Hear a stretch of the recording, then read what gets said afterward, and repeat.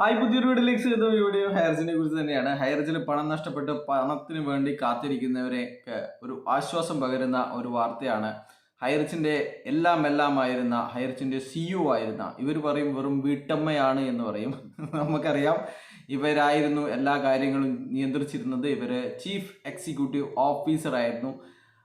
Chief executive ഓഫീസറായ Sreenath പ്രതാപനെ crime branch arrest ചെയ്തിരിക്കുന്നു എന്നുള്ള വാർത്തയാണ് ഇപ്പോൾ പുറത്തു വരുന്നത്.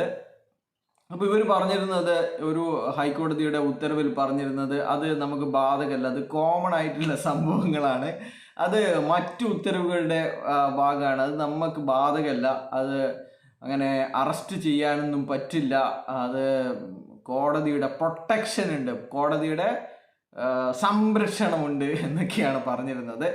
അപ്പോൾ എന്തായാലും ക്രൈംബ്രാഞ്ച് വിളിച്ചു വരുത്തി അറസ്റ്റ് രേഖപ്പെടുത്തി എന്നാണ് മനസ്സിലാകുന്നത്. അറസ്റ്റിന് ശേഷം ഇവരെ ജാമ്യത്തിൽ വിട്ടിരിക്കുകയാണ്.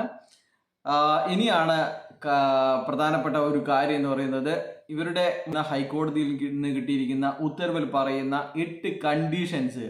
നമുക്കറിയാം, ഇനി മണി ചേഞ്ച് ചെയ്യരുത്, ആരെയും ഭീഷണിപ്പെടുത്തരുത്, അങ്ങനെയുള്ള കാര്യങ്ങളൊക്കെ ആ ഒരു ഉത്തരവിൽ ഉണ്ടായിരുന്നു. ഇനി ഇവർ ഇതുപോലെയുള്ള ആക്ടിവിറ്റീസിലൊന്നും ഉണ്ടാവില്ല എന്നുള്ള കാര്യമാണ്. എങ്ങനെ ഉണ്ടായി കഴിഞ്ഞാൽ പോലീസിന് ഇവരുടെ ജാമ്യം റദ്ദ് ചെയ്യാനുള്ള അപേക്ഷ തൃശ്ശൂർ അഡീഷണൽ സെഷൻസ് കോടതിയിലേക്ക്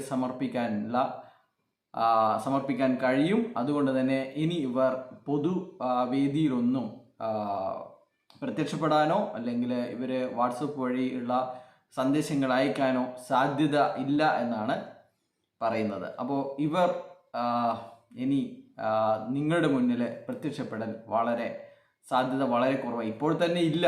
ഇപ്പോൾ തന്നെ കഴിഞ്ഞ 2 മാസത്തെ ഒളിവും കാര്യങ്ങളൊക്കെ ആയിട്ട് ഇവർ എവിടെയും പ്രത്യക്ഷപ്പെടുന്നില്ല.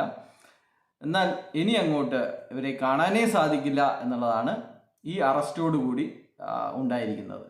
ബൈ.